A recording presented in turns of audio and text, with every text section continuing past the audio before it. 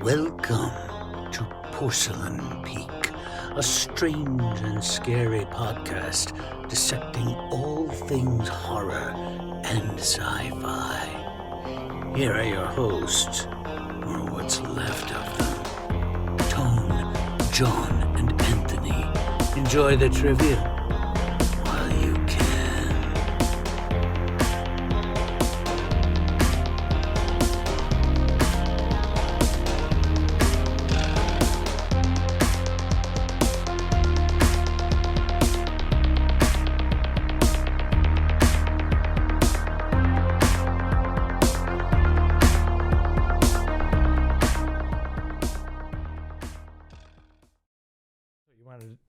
Men, manly men, manly men,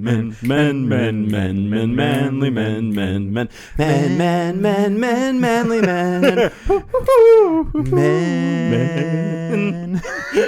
Welcome back to season 4 of Porcelain Participate. Peak. I'm not a fan of any of that, but I let you guys do it. Okay, that's me participating. He's the Scrooge character of the show. Like, you know, when people actually get to know us eventually, like years down the line, when people start watching our videos. Fuck that guy. Yeah, they'll be like, he's always so emo, flipping his long emo hair around. Good. I hope that's how I go down in history. I was on my tombstone. Yeah. Emo. He Not even my was neighbor or anything, It just yeah. has a hair swooping stone. emo, and then just the ears. Yeah, that's perfect. Hey, it's season 4. It's Porcelain Peak. We're presented by WordsForWeirdos.com. We're men. We are men. We're talking about men for our main discussion. For Chop Talk, we got some trailer news and more. And then we're going to play trivia, still past the popcorn. And for our final cut, kind of jumbled up here, we are talking about Sam Raimi's Drag Me to Hell to wrap up Sam Raimi. Ray May. So we'll go ahead and get started. John? Why don't you take an axe and chop it open? All right, boys. I got something to tell you. Yeah. I'm sick. I got the dreamer's disease. He's had the dreamer's disease since I got here. Yeah. He's just been. You know that song? You only get what you give. Yeah. Okay, I know the song. I just didn't know that was the thing. No, he's been earwormed. Yeah. Anyway, how are you guys? Fantastic, because you don't want to participate in our songs, but then when it comes to your whole musical thing, I you would know, if then it it's was center something that I liked. stage tone on the mic. And I just don't like that show, so I'm not going to sing it. What? I don't know. What show? That was an original piece I wrote about Alex Garland's Men while I was watching it, okay? I'm not going to fucking promote it. You know? Promote it. I don't want them getting more seasons. I don't want people thinking that shows like that need to happen. Yeah. So, there you go. I would watch an Alex Garland's Men show. Yeah. A 2.5 men. Or 8. Mansers. How you doing, John? I just got out of my showing for men, so I'm a little scrambled. Rightfully so. I should have definitely tried to watch it on a different day, but I wanted to make sure that I went in with full brain capacity, and now I'm out of it without full brain capacity. I've done that before, just like come straight from a movie to the recording. That's always an interesting way to do it. I had the benefit of at least one day of being able to talk about it with a couple people. Mm-hmm. So I'll be bringing in not only my perspective to meet your perspective, but a couple other people's as well. So many perspectives. Awesome. Now, were any of them women? Yes. Nice. Yes. I went and saw it with my partner, Adrian. So we will be getting a little bit of what she thought of the movie. Yeah, I was like, spend some time with this before you tell me anything.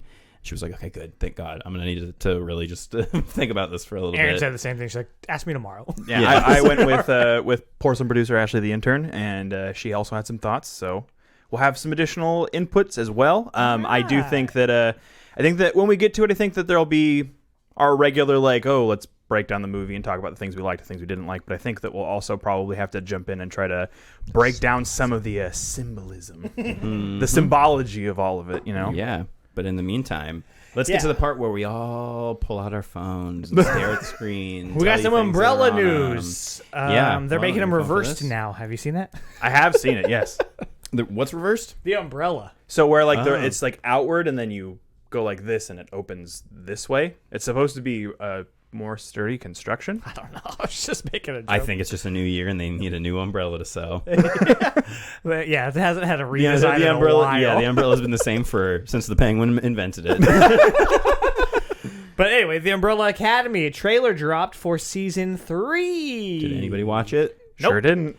Well, then we can just talk about the thing that we were curious about, which is how Netflix and the show is going to decide to handle the Elliot Page transition that happened between last season and this season. We all agree that it would be best for the show to just let it be its thing.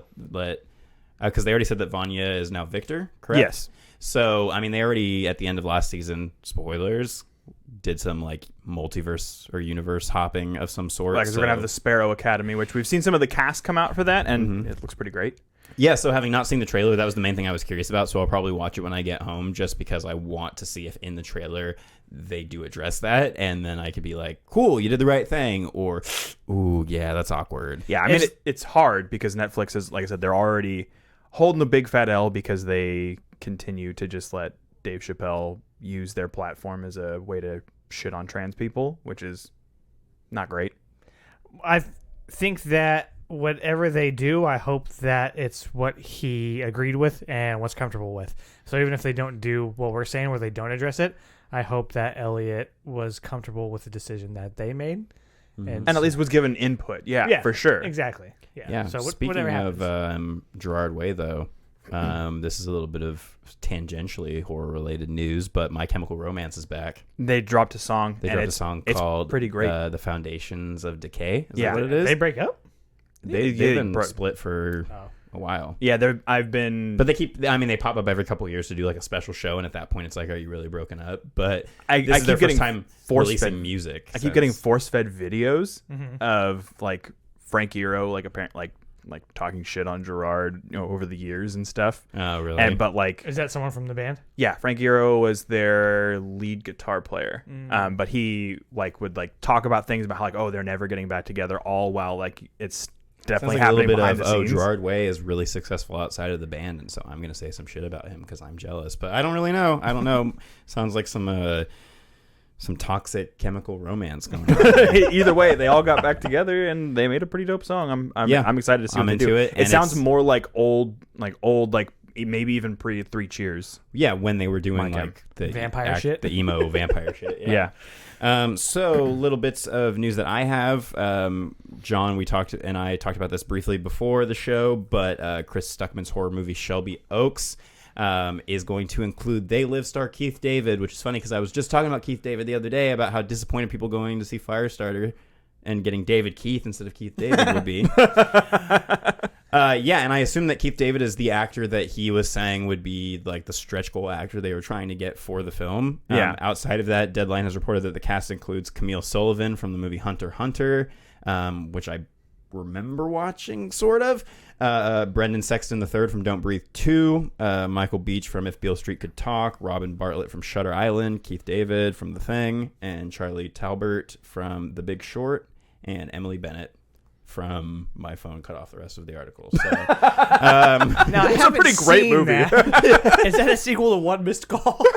it's a sequel to Extremely Loud and Incredibly Close. It's those long ass titles. I believe he just dropped a video as well, kind of like the first like behind the scenes because that's part of the Kickstarter. Yeah, process. I watched the pre-production video that he put out. Super cool. I was like, fuck, I need to go and I need to pledge to the Kickstarter because you still can, and that unlocks like the actual long form versions of those videos, which I really want because having followed this guy for so many years and us being people who at some point would very much like to make a fucking movie, it is going to. I would love to learn like how he's doing it because it's definitely like, hey, it's one of us basically, like One of us. Now YouTube content creators like it.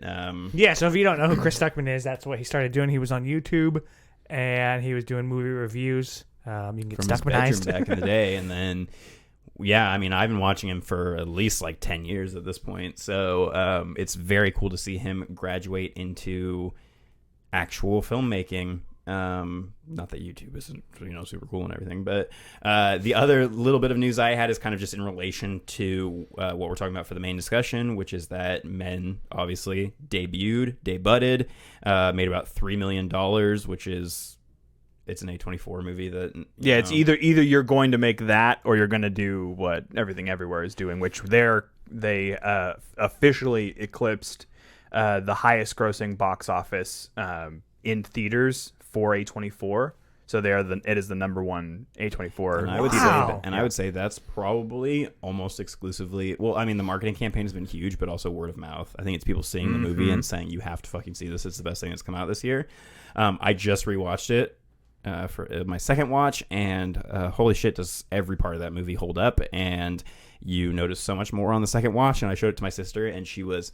The second that it got to the hot dog hands, she cackled louder than I think I've heard her laugh in a really, really long time. And I was actually tearing up a lot more since I was in more of a safe space in my bedroom.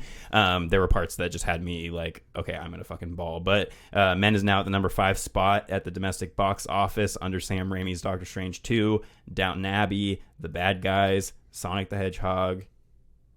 Yep. And then we've arrived at Men, and then Firestarter somewhere way. way. And then right behind Men right now is Everything Everywhere All at Once, but that's just because it's been out for a while. Yeah, and I mean those movies make sense to be ahead of it. Yeah, Sonic the Hedgehog 2. Yeah, all the keys. Static Sonic Boogaloo. Yeah, that's all the news I had. Did you have anything else, J Boo? No, I think that about covers it up. I just a little behind the curtain. We recorded on Friday for last week's episode, and now it's Monday, so it's a very short turnaround time. But yeah, so not a whole lot has happened in the news cycle. I'm sure there'll probably be things that'll happen in the next couple of days. I did want to give a specific shout out in Chop Talk this week to Nathan from I Hope You Suffer podcast. He likes every single post that we put out, no matter what it is that we're talking about, and I always know that he will be within one of the first couple likes, and that's been one of the shows that I've in my head been like, we got to get more followers than them because they have like a bunch of followers and they sell merch and like they do cool stuff, and like he's actually the one that inspired me because they're constantly doing like, hey, we're gonna give all of our Patreon proceeds to this charity, and like we're gonna give all of our merch proceeds to that humanitarian acts. So they were actually my inspiration for like some of the stuff that we do with our merch now, like with the Horrors for Everyone shirt. So I just wanted to give, I mean, I don't even know if he listens to the show, but he's very supportive on Instagram. And has a good Letterboxd account too. Nice. So Nathan? I Hope You Suffer. Nathan from I Hope You Suffer podcast. Check Thanks, him out. Nathan from I Hope You Suffer. John? I don't hope you suffer.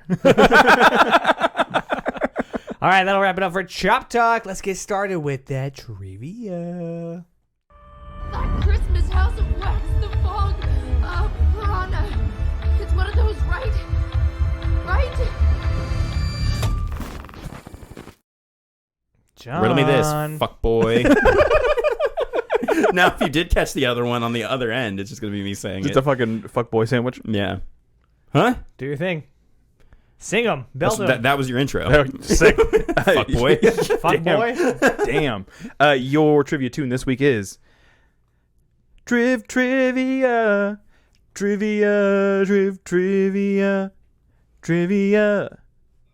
that sounds so familiar. Is that Mentos? No. Do it again. Trivia.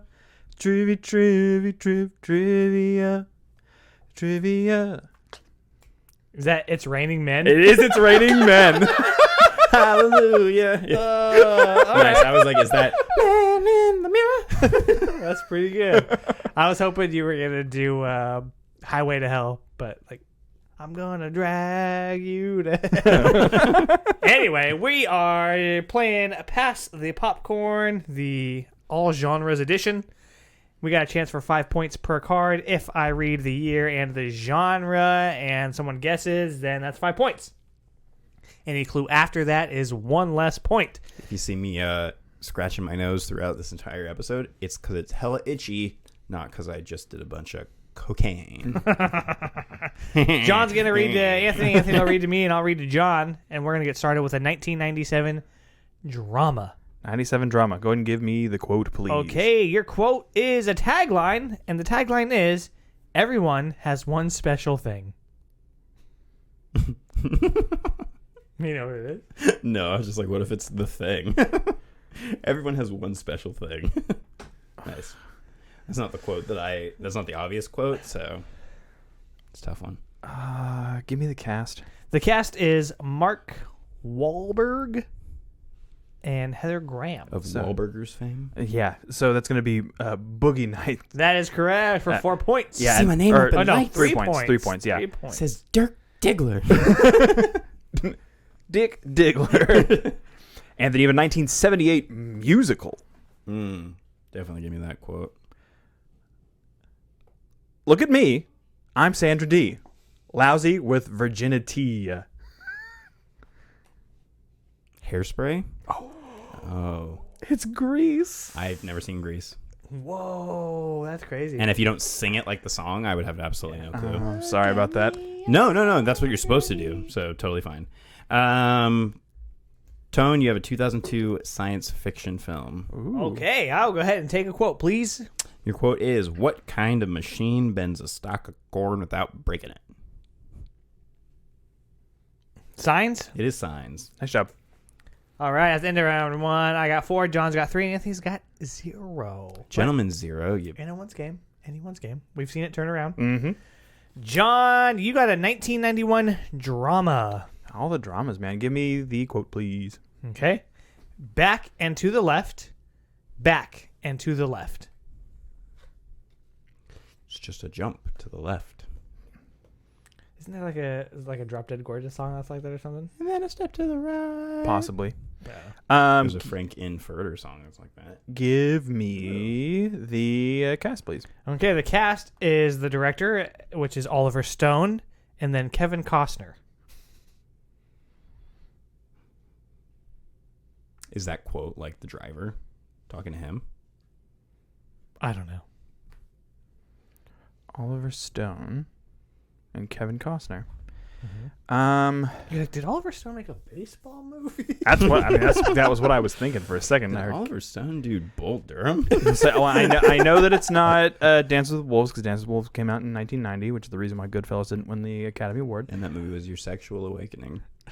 With the wolves You specifically. sound still bitter about it, and you weren't even aware of it when it happened. Go ahead and give me the next clue. All right, the next one is characters, and that is Jim Garrison and Mr. X. Please don't get it so that I can feel a little bit better about my 0 points. You want the story, buddy? Yeah. Okay. A district attorney from New Orleans investigates the 1963 assassination of President Kennedy. I'm just gonna say JFK. That is correct. Hey. I don't know anything about that movie other than the historical implications. Now you do. The only thing I know about that movie is that I watched it in my middle school history class. That's all I know about it. Anthony, you have a 2003 drama film. Give me the first clue, please. And I'll try not to pull the trigger so quickly this time. For relaxing times, make it Suntory time. What year and 2003 drama.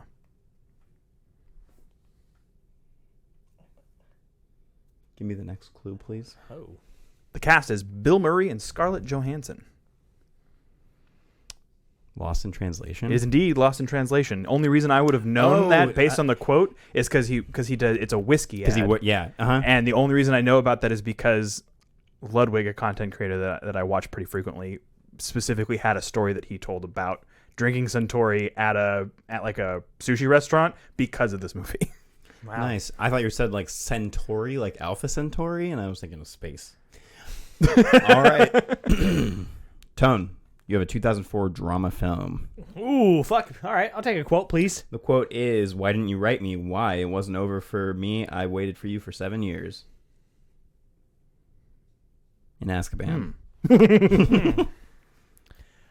I'm going to have to ask you for the cast, please. The cast is Ryan the Goose Gosling and Rachel Adams Family McAdams. Is that The Notebook? That is The Notebook. All right. So you got 3. I got 1. I forgot got you were keeping 3. score, and I was like, did you just Google the... Who was it? Yeah, was that the Notebook? All right, so at the end of that round, John's sitting at 4. Anthony is at 4 as well. And I got 7. Well, I should be He's at behind 3. him. He's I think I'm at 3 3. because I took 2 clues. Oh, okay. Good. Guys, keep me on my toes. Great. John, you got a 2008 fantasy. 2008 fantasy. Go ahead and give me the quote, please. Okay. Do your best. I'm the world's most dangerous predator, Bella. Everything about me invites you in. My voice, my face, even my smell. I'm Santa. I am the shadows. That's going to be Twilight. Ooh, that is correct. Good job. Ooh, sorry, it's pronounced Twilight. Twilight. I was actually looking for the Twilight Saga Twilight. Anthony, you get a 2000 drama. Give me the first clue, please. Please, man. Don't worry, Wilson. I'll do all the paddling. You just hang on. Castaway. It is indeed Castaway. Wilson. I'm sorry, Wilson. I want to rewatch that movie because I remember being like obsessed with it the first time I saw it. But Everybody was obsessed with that shit, dude. It was I was a crazy. sucker for like Castaway stories or like the Hatchet books, like anything where it was like a survival thing. I was always like, I wish I could have to fend for myself in the wilderness, and now I'm just like, dude, I don't even want to fucking get out of bed in the morning. Tony, you have a 2001 drama. All right, I'll have to take a quote. The quote is, sometimes you got to have a little dirt on you for anybody to trust you. Okay, go ahead and give me the cast. The cast is Denzel Washington and Ethan Hawke. Oh, okay. Is that Training Day? That is indeed Training Day. All right. King Kong ain't got shit on me. Ain't got shit on me. The gaps are closing, fellas. John, you're sitting at 8. Anthony's at 7, and I am at 10. Don't let this man Close streak. Game. Close game, close game, close game. Okay, John, you got a 2001 action movie. 2001 Action. Action. Quote, please. If we don't get that piece, then we'll have to wait 5,000 years for another alignment. Damn it. So my orthodontist wait, said to me. Align men? Oh. Men. Oh, what was the year again? 2001, and it was an 2001. action. Not a Space Odyssey. Not to be confused with the 70s, 2001. A Space Odyssey. 70s? It's not to be confused with 310 to you. I'm gonna take the cast. The cast is John Voight and Angelina Jolie.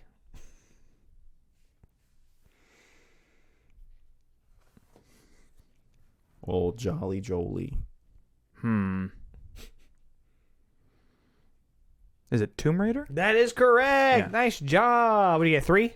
Yeah. Yeah, because they got to get because Daniel Craig is and what's his face from Game of Thrones. Sean Bean? No, the dude who wants to fuck Daenerys. Everybody? The older guy. They're racing Angelina Jolie to get the piece of the thing. Like, and then there's a grain of sand. And they travel through Wouldn't time. isn't it weird that he was listed as top billing? Yeah. Considering it's Lara Croft's Tomb Raider. Yeah. Yeah. John Voight's Tomb Raider. Terrible. That sounds awful. Anthony, you got a 2001 drama film. Ooh, not a Space Odyssey. Fuck. Can I get the first clue, please? The quote is, there has to be a mathematical explanation for how bad that tie is. What is it again? 2001 drama. That sounds hella familiar. I want to just send it, but I'm not 100% certain that I can without the next clue. I think the next clue will get you there. Yeah, give it to me. Ron Howard is the director and Russell Crowe. Okay, so my first thought was right. A Beautiful Mind. Yep. Well, I'm glad I didn't send it because I was going to say Good Will Hunting, and my first thought was A Beautiful Mind. So Yeah. Good Will Hunting was in the 90s. that's what I thought. That's why I was like conflicted. Like 96 or 97, I think. Misusing your influence. All right, 1960 thriller. Tone. Go ahead and give me the quote. A boy's best friend is his mother. Psycho. It is Psycho. Psycho in the house. All right. Whew.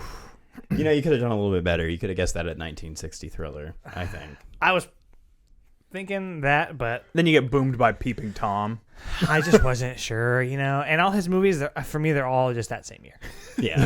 Could have been Birds. It's the year of the Psycho Birds. All right, so John's at 11, Anthony's at 10, and I'm at 14. John, you have a 2004 drama, and I would like you to save it for your mama. Quote me, please. Judas, you betray the son of a man with a kiss. I'm sorry, you betray the son of man with a kiss. Is that going to be Passion of the Christ? Yeah. Should have said Judas Priest, maybe. What year was it that he said? 04. Okay. Because I was going to say that if it was earlier, I would have been like, ooh, is it Last Temptation? Last Temptation is much earlier. Yeah, that's why I was curious what the year was on Little Willem Dafoe. Willem. that. Mm-hmm. Ooh, you got a good last one, bud. And then you got a 1997 comedy film. Give me the first clue, mama. You Make Me Want to Be a Better Man. Ooh. Yeah, I'm better man. Ooh. Yeah, give me that next clue. There's no way. The cast is Jack Nicholson and Helen Hunt.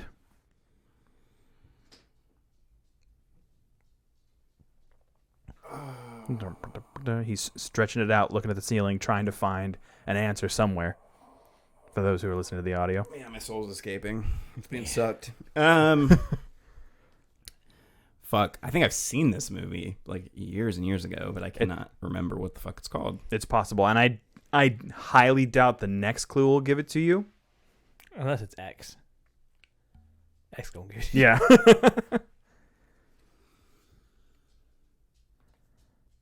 You said Jack Nicholson and Helen Hunt. Helen Hunt. She's still around? Are you two still living? I don't know. I'm just gonna say analyze this. It's as good as it gets. Yeah, I would have never in a million years gotten it. Yeah, I think I would have been out on that. Tone, you have a 1989 drama bomb.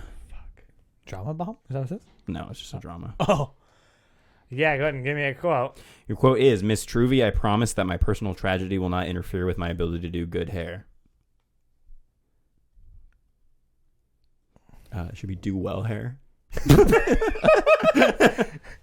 I have a guess, but I will take the cast just to be sure. The cast is Dolly Parton, Olympia Dukakis, Julia Roberts. Okay, cool. I was like, if he doesn't say Julia Roberts, I'm fucked. That is Steel Magnolias. It is Steel Magnolias. Good job. 3 for me, right? Yep. Mm-hmm. Okay, John, you're at 15. Anthony, you are at 10, and I am at 17. Striking distance. So he's just got to fuck up his next one, and you got to just... And you gotta kill this crush one. this one. You got a 2008 comedy. 2008 comedy. Oh, there's a bunch of things it could be. Go ahead and give me the quote, please. All right. I know who I am. I'm the dude playing a dude disguised as another dude. Tropic Thunder. That is correct, sir. I'll take 4 on that one. Anthony, you have a 1987 fantasy. I'm so glad that I probably get to read this quote. Yeah, give me the quote. Uh-oh. My name is Inigo Montoya. You killed my father. Prepare to die. I like it. You kind of, at the end, we're going into like a Pesci. Yeah, a little bit. Yeah. I got a little Wahlberg. Yeah. Yeah. I got a little bit Christopher Walken. Yeah. All the. Yeah, that's going to be The Princess Bride. It is indeed The Princess Bride. My points. brain almost went Princess Diaries for a split second there. I live in that world. I live in that world constantly. Princess of Genovia. Tone, you have a 1998 comedy film. Oh, 1998. Uh-huh. All right, go ahead and give me the quote. The quote is that hair gel? Oh, God damn it. Ooh. There's something about Mary. Is there? There is. Yep, you got it. All right. Congratulations on your streak, sir. Hey, how long has it been? Since I streaked? Mm-hmm. I don't know. A couple of days. All right. So Well, long I can't even remember the taste of strawberries. at the end, John got 19. Anthony got 14. Not bad. And I got I got some 21. points, so So there you go, fellas. Good game. I'm just really realizing that I've devoted way too much time to just watching horror movies. I really need to start watching fucking Dramas. Grease, I guess. So I wouldn't have just completely face planted on that first one. Fair enough. Yeah. All right. That's going to wrap it up for trivia. We do trivia every week over on Patreon. We're going to tell you more about that later, but just to run through them real quick, I did a all men's, I guess, quiz. You did all men? All men. I did all of the men. Oh, Jesus Christ. You did words that have men in them. There we go. Thank you. Yeah, and mine was guess the movie based on the Easter egg. And mine was Guess the Alex Garland Project based on the Letterboxd review, because as we've stated already, we're talking about Alex Garland's Men in the main discussion. Yeah, so we're going to have a little robot tell you some more shit, and then we'll get started with our main discussion. Head on over to patreon.com/Porcelain Peak for hours and hours of additional content, merch, and more.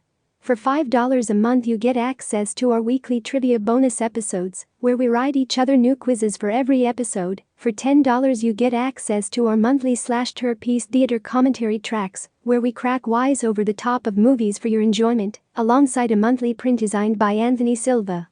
For $20 you can join our producer tier, where you will get early access to our episodes, a t-shirt every 6 months, and the ability to help us come up with ideas for future episodes. All versions of the episode are provided ad-free on Patreon. Again, that's patreon.com/Porcelain Peak to help support the show.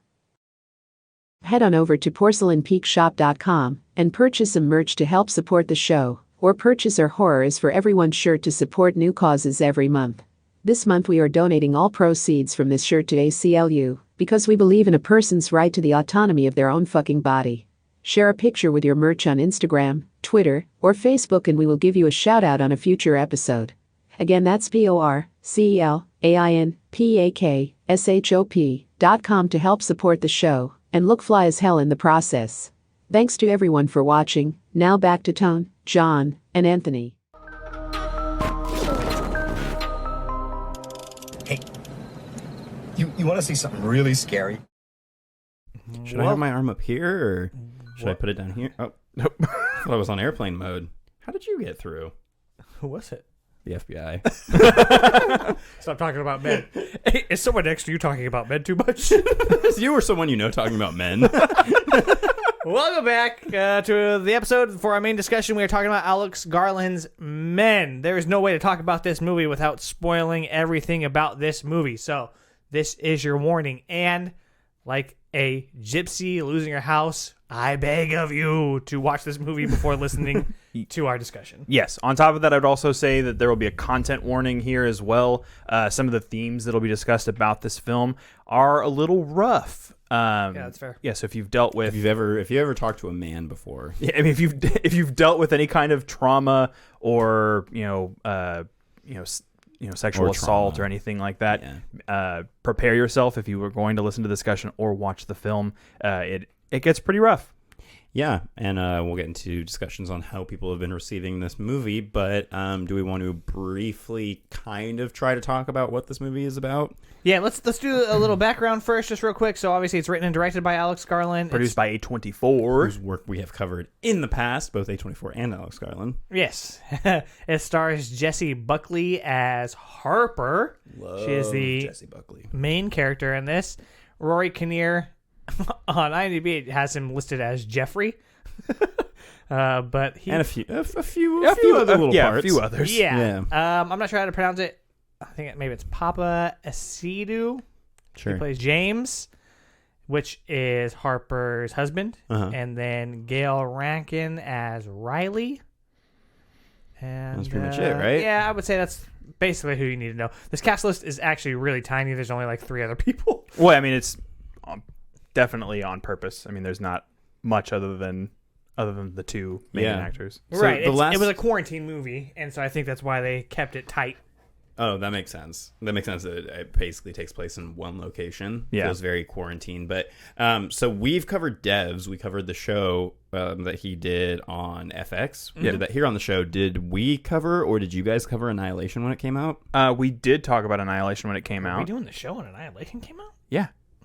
And then we also back in season 1, it sounds like. Yeah, and we also covered Ex Machina because it was on one of my shameful misses. Oh yeah, so that was a more recent one for you, huh? Yeah.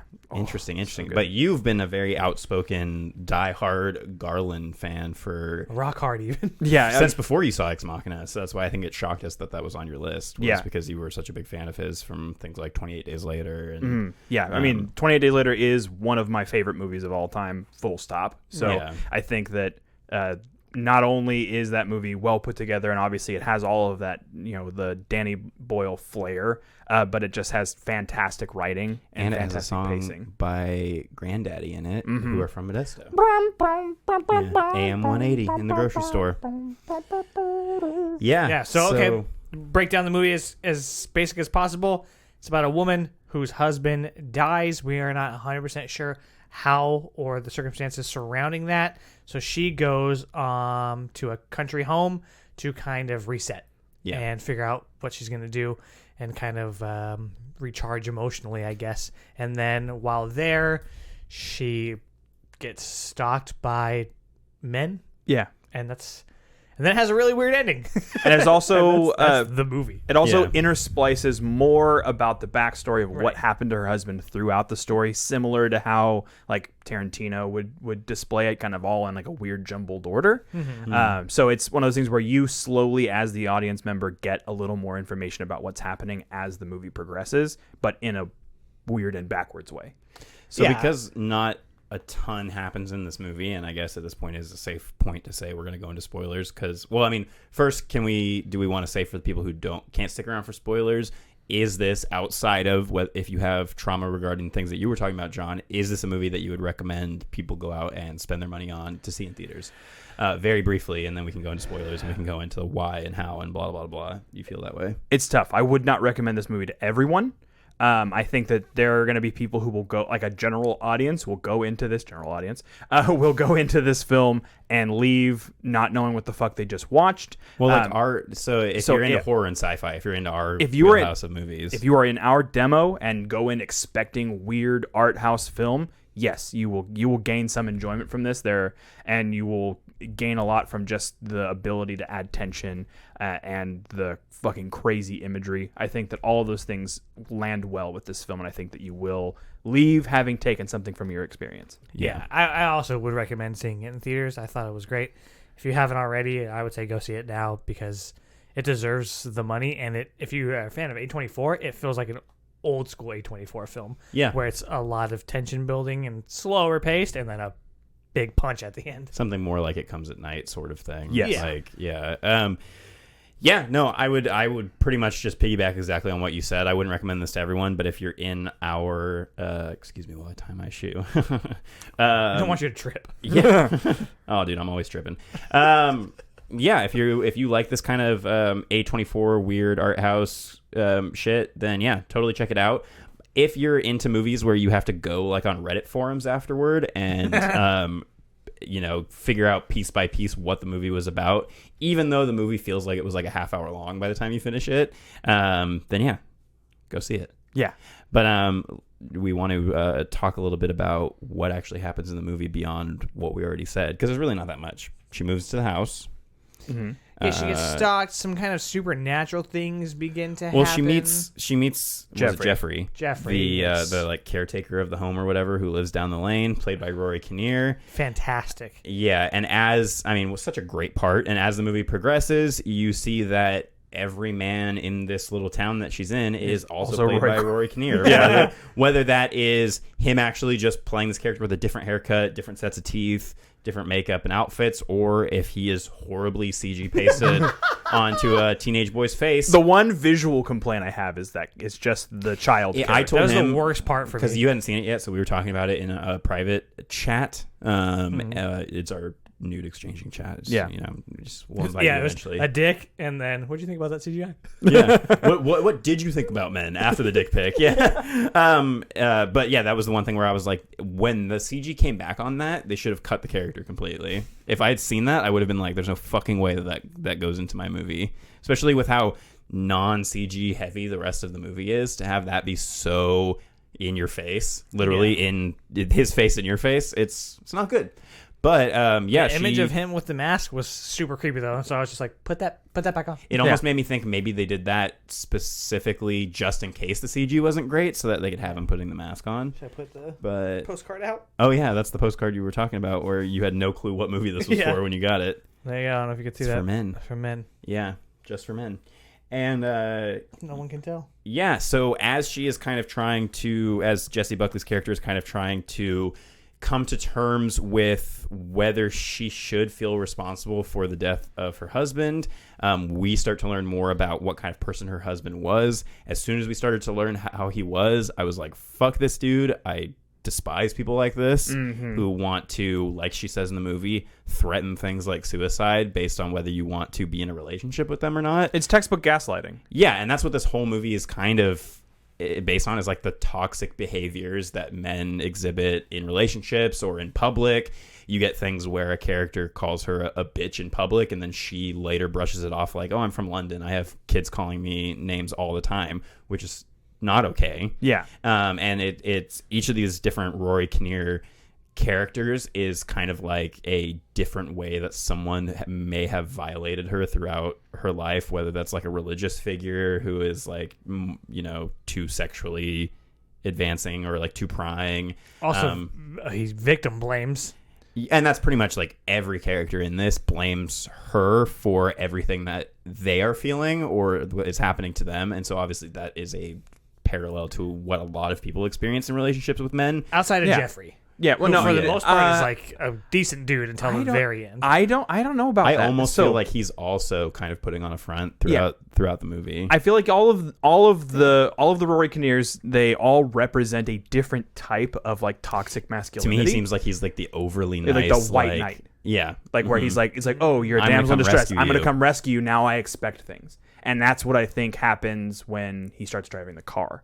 That's where His things turn. Yeah, he turns around because he was expecting to receive nice things at the end of him being a nice guy, which means that you're not a nice guy. Hit by a car? Like, what did he? I mean, because that's the only thing that she did mean to him. Well, yeah, but then he gets in the car and then. Well, and at that point in the movie, it's also that's when things are just kind of starting to completely fall apart, because there's also the other element of some sort of maybe pagan deity of some sort that is also Rory Kinnear, but naked and but with also leaves very in like his skin. Adam at the beginning. Yeah, and then Right? there's that gets into a whole other thing too, that I was the most drawn to the biblical themes throughout the movie. You obviously have the forbidden apple. fruit. She takes the apple. Well, the movie starts with an angel falling, more or less, right? Yeah. His husband is like her figure or whatever, and we see him fall, and then maybe that's Lucifer in some way. Yeah, and she's like the Eve, where Eve gets blamed for the original sin, and she's being victim blamed throughout the entire, or there's victim blaming going on throughout the entire movie. Everybody's blaming her for her husband's death, and it is this whole parallel to Adam and Eve. And then obviously, whether this is maybe supposed to lay that stuff as a red herring, and then the pagan deity part is supposed to be like the subversion of that, because the most obvious subversion of what you would expect in this movie is a man giving birth to other men. You know, like that's a subversion of literally like the way that God made human beings. Well, I also think that it's also supposed to be symbolic of that men pass propagate, down, and they pass down traits. Yeah, like as far as like, oh, if I tell you that that it's okay to beat women, you're more likely to beat women. If you're not like corrected. Like when the vicar says, like, oh, sometimes men hit women, and it's like, did you let him apologize? Yeah. I was like, no, motherfucker. Like, there was so much of this where I didn't want to tell myself like, oh no, this isn't me, because obviously, like, I think the point of the movie is that there are so many different facets of types of toxic masculinity that are being represented that it would be pretty impossible to not go, I've done that, and the good thing is to be able to look at those and see all of them and go, that's disgusting. Like, in hindsight, I've been in a relationship where I've blamed somebody for something, or I've, threatened to do something to myself, or, I've been in all those kind of situations, which I think makes it more existentially like horrifying, because it makes you reflect a lot on your own behaviors, and, they're obviously taken to the extreme here. But the fact that, I think a lot of people would go see this movie, and maybe if they haven't already addressed these kind of toxic behaviors either in their own life or in their own relationships, may not pick up on all of that stuff. And that's not to say or may leave angry. Yeah, it may at the feel like it's an results. attack on. I mean, it's called men, and I think a lot of people going into it are going to think like, oh, this is just going to be a big attack on men, which it kind of is, and I guess it really is, and a lot of people I think have a problem with that because Alex Garland is a man, and that's what I've been seeing in a lot of the reviews that are more negative toward this. Is like some people even saw Alex Garland and thought, oh, Alex like a girl, like a woman, and thought like, oh, Alex Garland is a woman, and doing a thing about how toxic and shitty men are. And I think some people are kind of like getting tired of, and I'm not saying this is what Alex Garland is doing, but a lot of people are kind of saying that he's like mansplaining toxic masculinity through his movies because his female characters are always like abused women or female characters who are robots being abused by men, and it's always just women being abused by men. And that seems to be kind of his through line. I'd be curious to know, because these are just from reviews I read. I'm not saying that these are things that I feel about these movies or that I picked up on. It's just that I've noticed some negativity toward this movie now that I feel like maybe has been building up in people throughout some of his other movies. Yeah, I mean, I do think that for me, there's a very specific scene with the vicar in the bathroom that I feel like I didn't need as far as they pushed that, visually. Mm-hmm. I think that, like I said, being somebody who is tired of seeing men write and direct scenes where men commit sexual violence on women it's frustrating, especially it's one of those things where being someone who's a big fan of Alex Garland, I have to be able to wear that on my sleeve and say, hey, that like I love the work that you do. This specific thing, I'm not about it.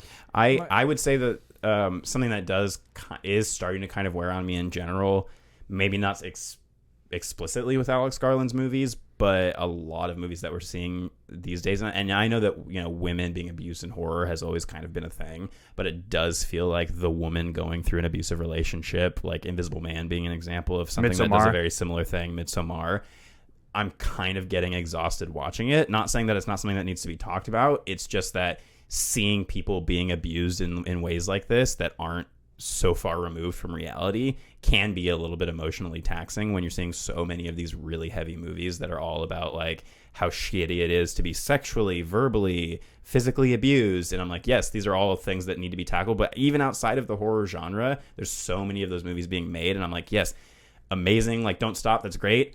I just personally am getting a little bit emotionally exhausted, and that could just be I need to be taking breaks and watching some other types of movies. But because the show doesn't really let us do that, we need to be seeing we elect to see all of these new movies that come out.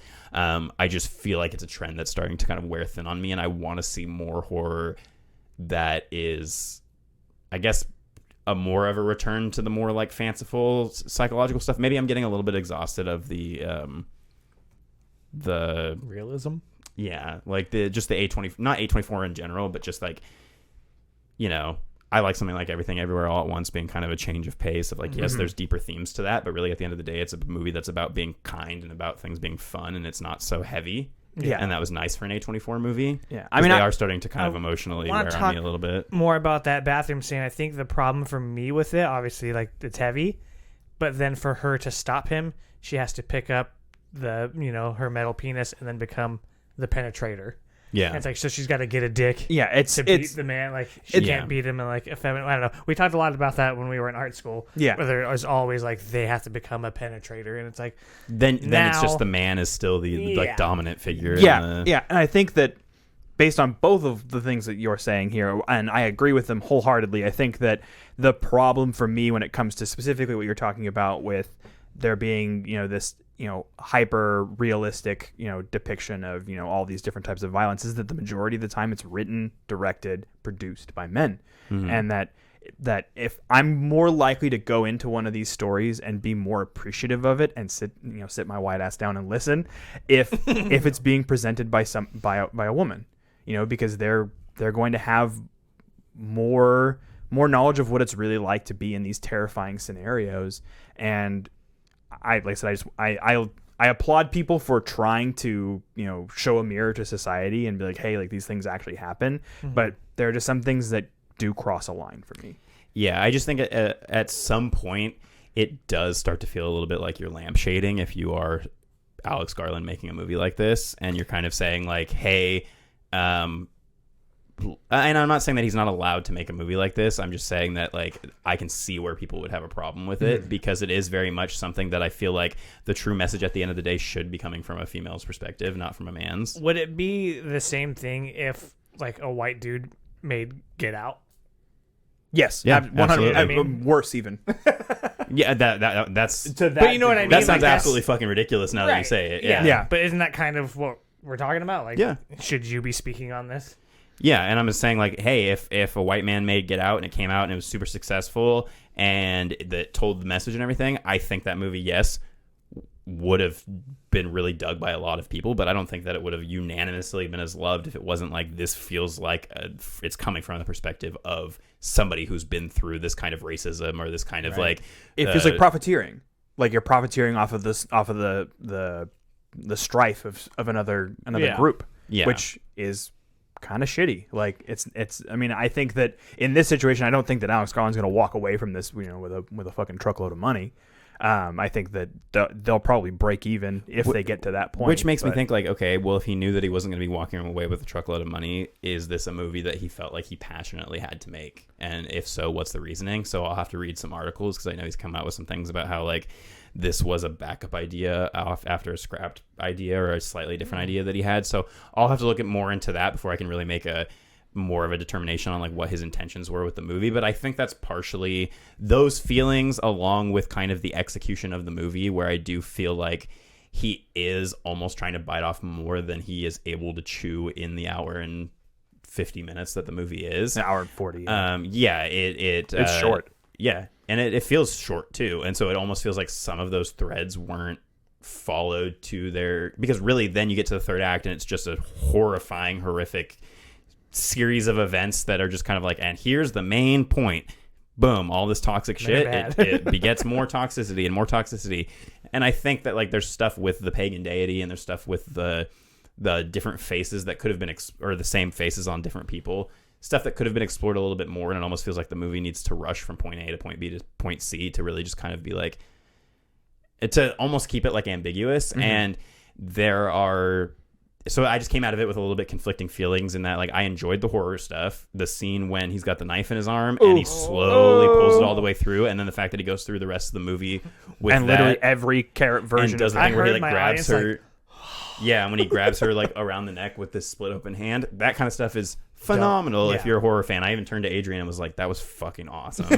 And she was like, cringing during it, and I was like, that was fucking tight. And then the obvious like birthing thing is so revolting and disgusting and amazing to look at if you're into, obviously it's a lot of CG, but it's lit well and it's lit in a way that it doesn't, that you're just kind of. That was last week.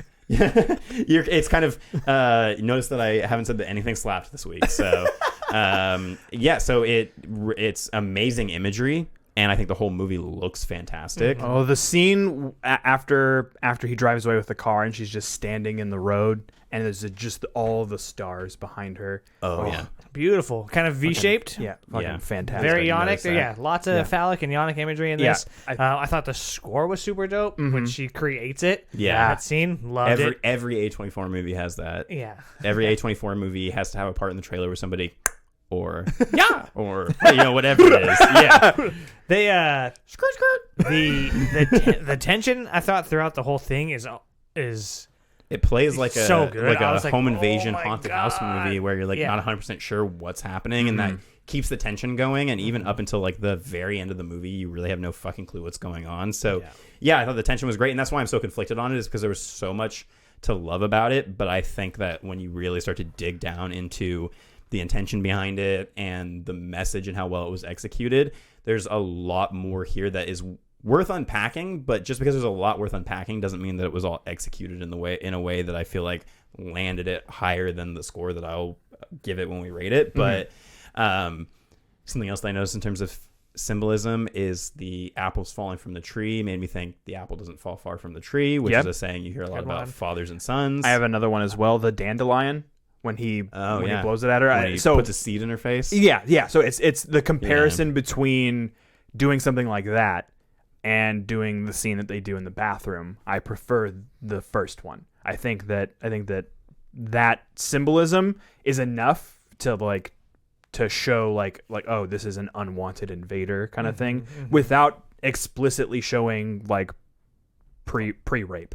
Yeah. Adrian was saying something that she thought was, she said that just the nature imagery in general, to me the biblical stuff was what I clung on to, and I think that's because I went in with thinking that it was going to remind me of Mother, which is all just a big Adam and Eve biblical story. And to me it was like the Babadook with the grieving and getting past that, and then Mother mixed with and some garland flair. she was really into all of the nature imagery and how the garden and the trees and everything and the dandelion seeds. And she was even saying in the scene with the deer, to her it was saying that, so the deer gets the spores in its body, and then the next shot we see, it has maggots all over it that have decomposed it. And she was saying to her, it was once she gets the seeds blown into her face, then all of the men attacking her are like the maggots kind of like tearing layers off of her, like off of her and like stripping her down and then it's, the thing is also being stripped down to the root of what her problem is with men, which is her husband. Yes. And what happened with her husband, and it all gets stripped down off of all these layers of different men that have potentially abused her in this town or in her life, all down to like that, one that she's still grieving over. Yeah, which I definitely think also harkens back to just when you've dealt with trauma, you see trauma. And I think that that's part of the message here, is that when, like, what happens when you've dealt with literal, psychological and physical abuse, like what happens when there are people who continue to, perpetrate those things upon you. It is something that you'll see it, you kind of see the little connections. And I think that's the whole point to the reason why the injuries happen in the specific way that they do. And then you get to the end where he's like, yeah, these are the things that happened to me. This was the fence tearing my arm apart. And this is my leg broken because I fell from several stories up. Yes. Yeah. So a couple of things I really want to say is that I thought the acting from basically everybody was Jesse Buckley needs an Oscar already. Fantastic. I mean, they all did great, everybody. And then on top of that, I think part of it was because I thought the writing was fantastic, especially with the relationship fighting. Whatever they were saying and how they were acting it, I was like, this feels so fucking real. It was like Marriage Story level shit. I was like, wow. So it was, I thought when she's just like screaming, about how she's going to divorce him. It's so layered and everything. I was like, yeah, keep going. You guys, I would just watch that movie. Yeah. I, for whatever reason, it just popped in my head. I went to look to see if there was any IMDb trivia for this movie beforehand. And the only trivia was, this is Alex Garland's third movie. Damn. Someone deep cut, man. Yeah. I think that maybe too, the mixture of the Christianity and the paganism could be a commentary on how those two religions are kind of mixed. Yeah. Especially Christianity pulls a lot from that, so maybe there's something else there too. Well, there's going to be religious themes, in any Garland project. It's just how he does it. Yeah, and then the last thing that I think was another symbol is that. Oh, and I really want to talk about the ending and what you guys think the couch scene and then the very end meant. But when her friend pulls up, she's pregnant. And then she's wearing a blue dress, which to me meant she's probably having a boy. Yeah. And so I was like, oh, okay, that's cool. But again, that's that subtlety where it's like you figure it out. Yeah. Versus like, it's a boy. I also loved that the title came up and then it showed that scene after. Yeah. I was like, that's just a cool way to do that. I don't know. So what do you think? So at the end, Kinnear, right? Gives birth to her husband. Yeah. In a way. And then she's like, what do you want? I just want you to love me. And so it's like, at one point, it's like, did any of this really happen? Right? And then her friend shows up and it's all happened. And you're like, well, what the only thing fuck? we see isn't the only thing we see just the trail of the car wreck. Yeah, and the trail of blood going and her into covered in blood. Yeah. So to me, that's supposed to leave it just ambiguous enough for you to think, did she just kill Jeffrey? Is it Jeffrey? Yeah. Did she just kill the caretaker because she's like freaking the fuck out, or did all of this happen? Did she just wreck and then it's her blood? Yeah, I'm wondering exactly. if maybe that's just a commentary in general about the belief of women when they suffer when they've violence. been victimized. It's like, oh, who's gonna believe you except for maybe her friend who has been following her through all of this shit and knows what's been going on, because even the other men in the movie kind of write off all the shit that she's been going through, and it's like, oh, it's not that big a deal, right. And then there's that weird element too where she's texting her friend but then it's somebody else, so it's like, what is what's the weirdness that's happening? Because there's obviously something supernatural or something happening. Yeah, it leads you in the end to believe at least something happened in the house. And I think that the symbolic thing is supposed to be that she because she's sitting outside without her reborn husband or whatever. She's got the blood on her, so I assume the implication is that after he says that he wants her to love him, she kills him. I would assume that's the implication, and that's her kind of getting over the it's like killing trauma. like killing her demons. Yeah. Okay, so you think it's a representation of her guilt and sadness? Because she kind of has that reaction of like, oh fuck, of course it would be you at the end. Like, of course, like that's that, this is where it's going, because I think she kind of realizes that this is all some sort of reflection, at least partially, like if it's the demon that's causing her to reflect on her own trauma, like, because really all the crazy shit that starts happening besides her seeing all the faces, which you could in your head say is just her projecting, even though it's a little bit too weird for that, but you could say that until they all start attacking her, which is only after the seeds get blown into her face. So it could be the pagan demon saying like, hey, time to face your demons, and I've been trying to make you do that this whole time by putting my face on all these guys and make you and have them like abuse you or whatever and harass you so you would come to terms with this thing. And then he's like, okay, now I'm just gonna make you trip balls and have everybody attack you. So yeah, it's really hard to say at the end, and that's part of what A24 movies tend to do, Alex is Garland in general.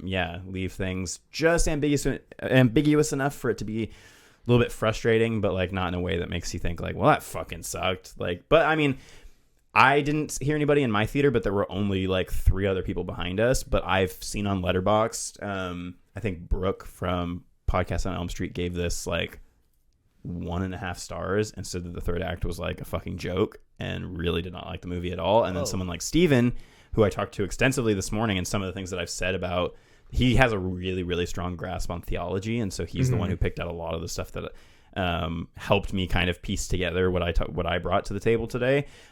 He loved it. He was like over the moon for it. Yeah. And so I think this is going to be a very polarizing movie for people. Similar to Mother. Yeah, exactly. I personally think that I love Mother. I think that movie is fucking crazy, but like if you understand anything about theology, it's a really interesting like piece about religion. There's a lot of layers to it. Yeah, exactly, like an ogre. Yeah. And so that's about all I have to say about Men. I feel like we've just been talking way too much about men. No, I thought we did such a good job. Yeah, we did great. I thought we all did really great. Do we want to rate it out of 5 men? 5, yeah, let's do it. 5 Rory Kinnears. I'll say 4. I think that it's beautiful and it has great acting and writing, and it feels like a movie, and I thought this halfway through like a movie. that I was like, I'm gonna have to watch this again to really pull this apart and figure out what it's trying to say. Because like you said, it does have a message, but is it executing that message well? It's hard to say. I think from one watch, I would need to know more about theology, more about pagan stuff as well, and then rewatch it and kind of dive into it. So I think it could be higher, but for now, I think I'm comfortable with a 4. Educate yourself and then go back to it. 4 men's. Yeah, I think I'm in a similar boat. I think I'm going to go with a 4 as well. It could swing either way with a rewatch, just because the big things that were detractors for me was obviously that it does feel like it rushes through some of those components, even though it presents them in a slower pace. I don't mind it being slow paced, but give me the whole movie. But the 1 to 2 instances of very terrible CGI with the young Rory Kinnear's face, and then just the depiction of sexual assault, I could have done without. But the remainder of the movie, the things that are left, the conversation that's been had in this room, leads me to believe, like I said, that there's a lot of value in this film if you're willing to, look in the mirror. Man in the mirror.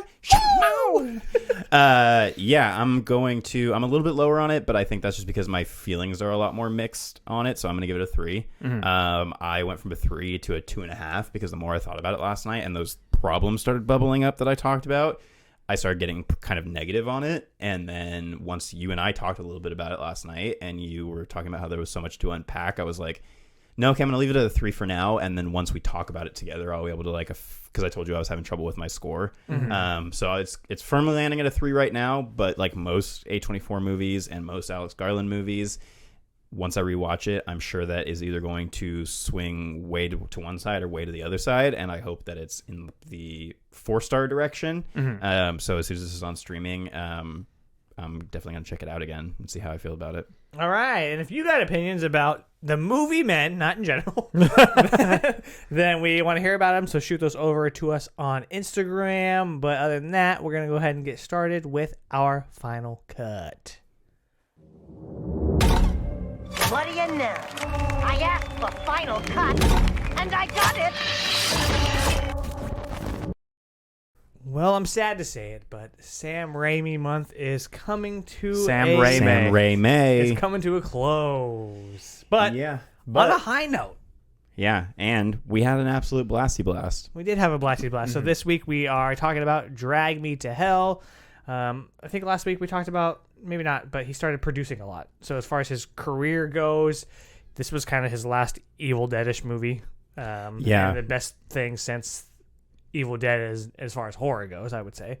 But he became a big producer. I think Ghost House is his production company, if I remember correctly, which made this. And then huge producer of the Grudge movies, even as far back as the Sarah Michelle Gellar one, which I didn't realize until we were doing I didn't research. know that. Yeah, That makes sense. So he's been working with those for a long time, which makes sense why he did the newest one. Some stinkers he's got under his belt. Produces some feedy stuff. So. Yeah, but produced the new Evil Dead. Produced He did. produced that Crawl movie. With, he did, which was all right. Yeah, I had a good time with it. Yeah, and I then rewatched it recently. It's a fun little creature feature. the remake of Poltergeist, which was Yeah, and but a then lot outside of he's that, produced a lot. directed Oz the Great and Powerful. Yeah, Which then- I've seen in pieces, so I can't say for sure whether I hate that movie or whether I just kind of don't care about it. Indifferent But about I know it. most people were not super enthused about it. Yeah, But, it rode the coattails of Alice in Wonderland, which I think we talked about previously. But that's kind of all he's been doing since then is producing. I mean, he did direct the first episode of Ash versus the Evil Dead, or versus Evil Dead. And then took over the production for Multiverse of Madness, which we talked about at the beginning of the month. Right. Yeah, something that I found really interesting that kind of explained a lot about Drag Me to Hell, because I was wondering like what made him come back and do such an Evil Dead style movie at this time, like after such a long time had passed. And it turns out that the script for this was originally called The Cursed and was written right after Army of Darkness, or during Army of Darkness, and that was going to be their next project, him and Ivan. And he ended up putting it on the back burner for a bunch of years while he worked on other non-horror related stuff, because I think he kind of wanted to deviate from the scene. He is much like a lot of these really famous horror directors in that he did not want to do horror for his entire life. Evil Dead was just cheap to make and easy to make, and horror movies were good money makers. Yeah. So he branched out and did things like Spider-Man, but we got very lucky that we got him. You know, you could consider his another one of his return to forms, and I do really like the pilot of Ash vs. Evil Dead, but I would say Drag Me to Hell is like, if you want almost another Evil Dead movie, almost, besides the remake, but like another Raimi Evil Dead movie, this is the closest you're going to get. And while I don't think it quite hits the highs of at least the first two Evil Dead movies, I do think it's a better movie than Army of Darkness. And I think it's just a fucking blast. Like, it's just a great time. Yeah, it really ratchets up the camp factor. And yeah, he seems to go even crazier in this than he had. Like, now you can tell he's like, okay, I know every trick in the book and I'm just going to do everything. The thing that really stood out to me is like, oh, that's something new and different. It was when the fly buzzes up and lands on the camera, and then the camera racks focus to the fly on the camera, and then you follow it and it's crawling all over her face and everything. And that was just another weird random camera thing where I was like, he just does weird shit with the camera that like a normal filmmaker wouldn't think of. And that does bring me to wanting to shout out a couple collaborators that he had on this. I texted them to you guys last night, so I'm going to pull up that text message. But yeah, so real quick, the stars of this one, you got Allison Lohman as Christine Brown, Justin Long as Clay Dalton, and then Lorna Raver as Mrs. Ganesh. And so this one, like we said, is directed by Sam and then written by Sam and Ivan. So yeah, it was cinematography by Peter Deming, who also did Evil Dead, Drag Me to Hell, did all of the Scream movies 2 and forward, has done a bunch of Lynch stuff, won awards for Mulholland Drive. And then the editor was Bob Murawski, who has edited pretty much every single Sam Raimi movie.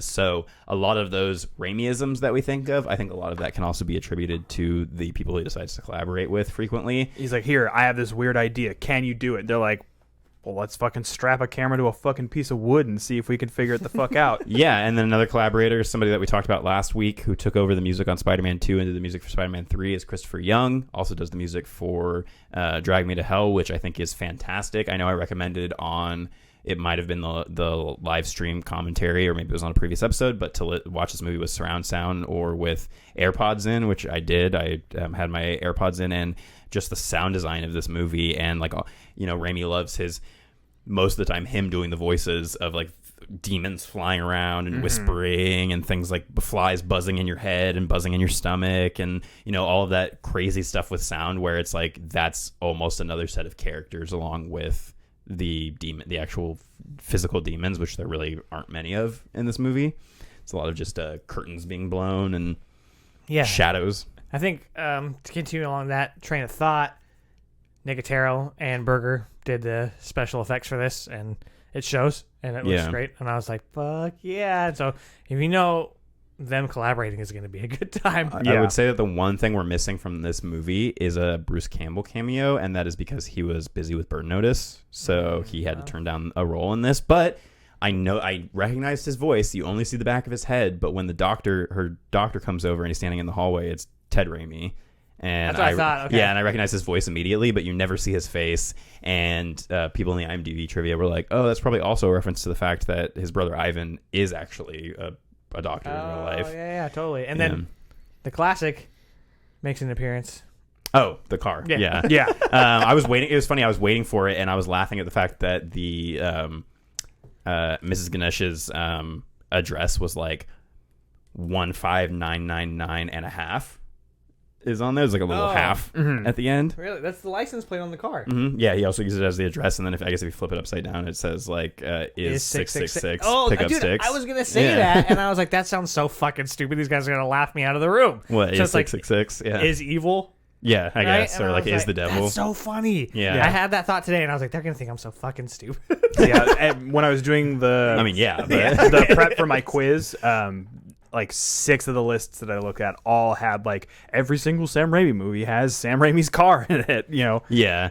How do you guys feel about the performances in this movie? Because I mean, obviously, like, you know, most time you see somebody like a Bruce Campbell leading a movie, and Alison Lohman really, you don't see in anything, or I haven't seen her really in anything besides this. That's the only thing I know her from. I thought she did fine. I mean, this movie, it feels like Sam's having fun. Yeah, it feels like he took like a side story with a bunch of the extras from like one of the Spider-Man movies or something. It was like, what if we followed one of them, and one of them happened to get a gypsy curse put on them? Because like everybody in the bank, down 2, and good for Sam Raimi for doing this, but Octavia Spencer plays not only she's in the background of this, but she's also in Spider-Man as the wrestling lady or whatever at the beginning, who's like helping him out with the money. But diverse cast. Yeah, I thought it was cool. What did you think of the acting? I thought that she does a pretty great job, because I think that a quality of this character is that there's supposed to be like quirks about the character, and you're not supposed like she has the southern accent, and she's trying to learn how to drop that, like in the beginning, where she's like, good sounds abound when the mouth is round. yeah, you're not supposed to know if you're rooting for this character or not throughout the movie, and I think that shows. Same with through Justin Long, because he's annoying as shit in the movie. Yeah, because he's like the philosophy guy, so he's just constantly like arguing about.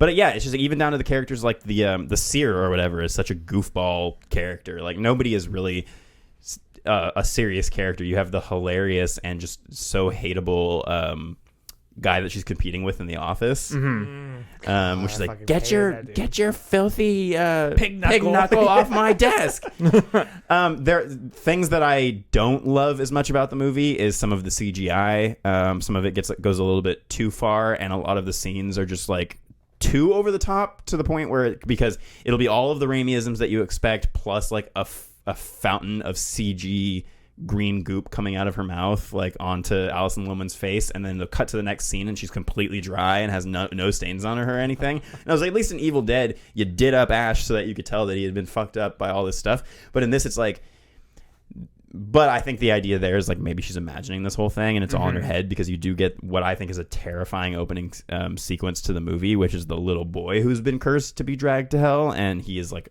you see that it's all in his head, like that he's imagining all this stuff until he gets dragged to hell. And some people have a problem with the ending of this movie, but I think it's fucking rad that she ends up getting dragged to hell. Yeah. I agree with It's that. scary, and the twist of the button for the coin gets set up way at the beginning of the movie. And so when it finally pays off, it's awesome, and you get that really cool, insane graveyard scene where apparently the mud in the graveyard is actually made out of like some sort of like glycerin and Oreo cookie dye, so it's not even like real mud. Very strange, because I wanted to get a very specific like graveyard mud color.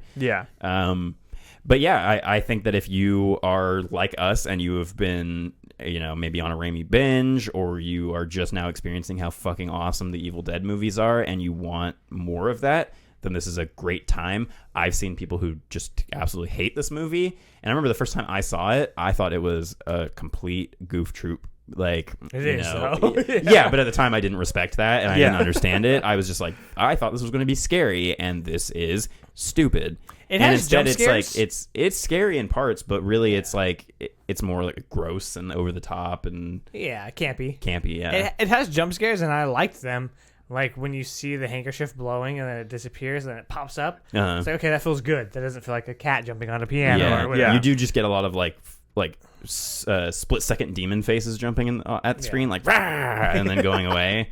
I'm the gabagool. You got to do what you got to do for that PG-13 rating, and I think that he uses it to the best of his advantage. And it's his only PG-13, because I mean, with the Evil Dead movies, they were always like unrated, rated R if they were heavily cut. So for him to make a PG-13 movie and still have it be like almost as balls to the wall, but the characters aren't saying like, "I'll fucking suck your soul out your dick." Then that's where the difference is. What are you at for like likes and dislikes with this one? I mean, like I said, I think that it runs by at a clip. I think that there's always something crazy going on, and it just continues to ratchet up the ridiculous until you get to the end where somebody's literally dragged through a portal to hell on a fucking train track, which is pretty tight. Gotta say though, second final cut in a row that's had a cat being killed, and I do not like that. You don't see it.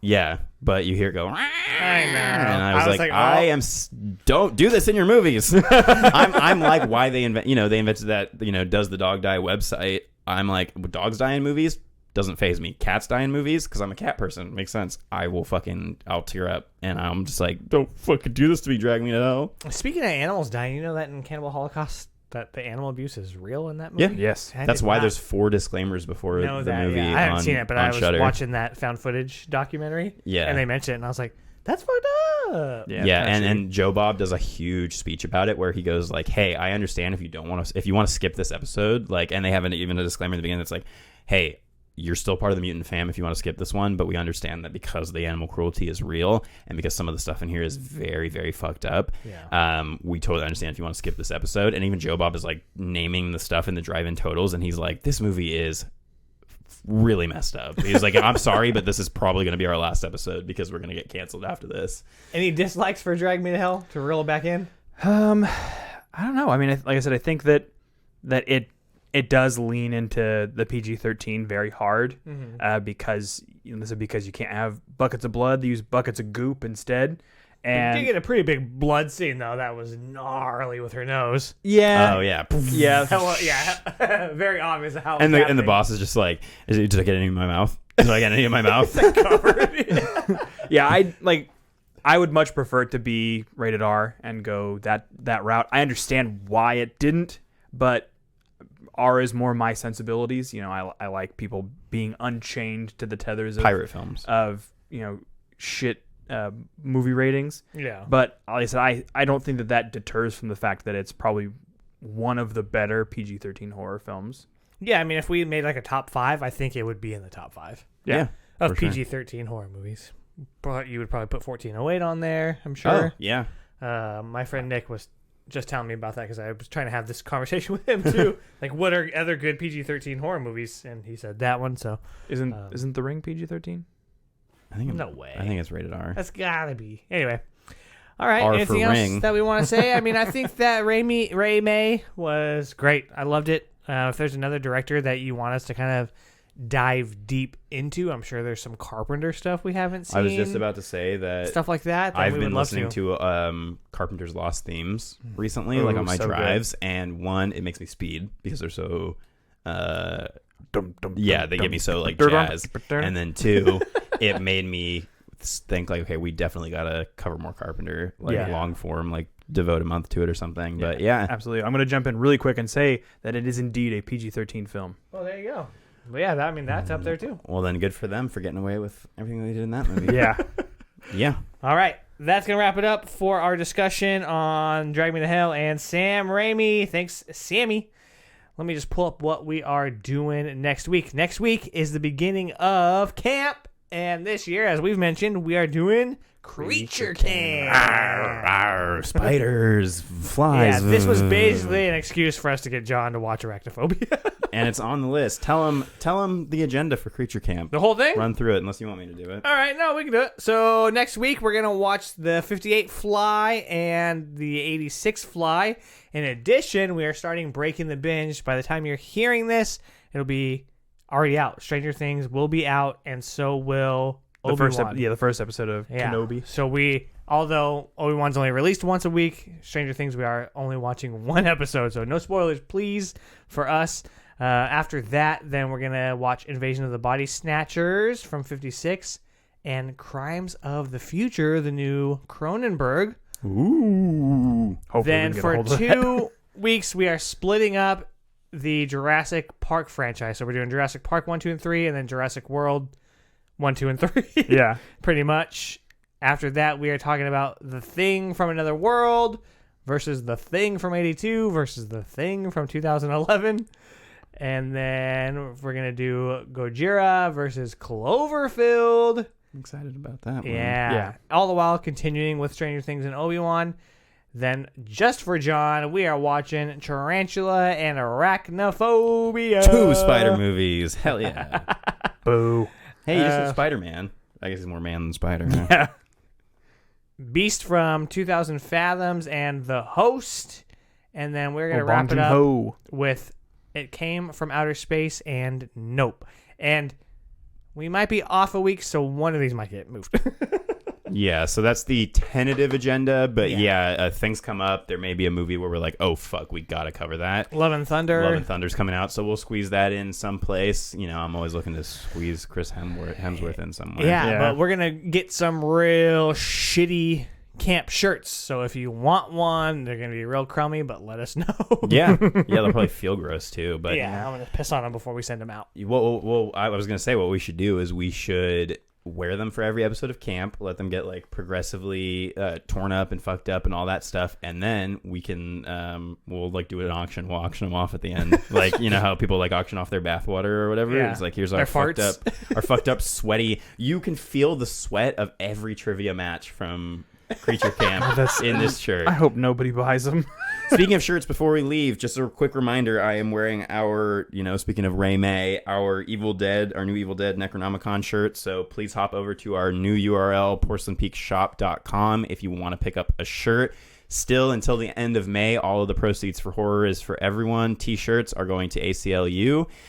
Next month, we are more than likely doing some sort of Pride-related charity for that, so that'll change up next month. And this shirt, that money just goes straight into our pockets. But well, most of it goes to fucking spring, but yeah, pretty much. But yeah, head over to porcelainpeakshop.com, check those out. But other than that, I think that's gonna be it. I've been Tone, and we appreciate you listening. I've been John, and I've been a filthy pig knuckle on your desk, and internet darling Anthony. All right, see you next time. Keep it creepy.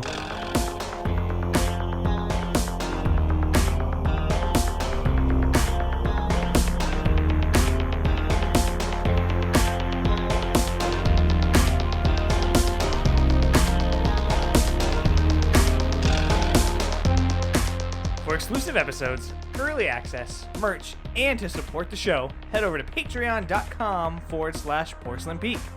Thanks to all our patrons for the support, and special thanks to producers Chuck, Rob, Ashley, and Michael. You can find Porcelain Peak on Apple Podcasts, Google Podcasts, Spotify, Stitcher, and TuneIn. Wherever you listen, don't forget to rate, review, share, and subscribe so you never miss a thrilling episode. Special thanks to Roger Jackson for introducing the show, and to Jeff For Real for composing the Porcelain Peak opening and closing song. All content and episodes are written, produced, designed, and edited by the Porcelain Peak team, consisting of Anthony Perez, John Brasher, and Anthony Silva.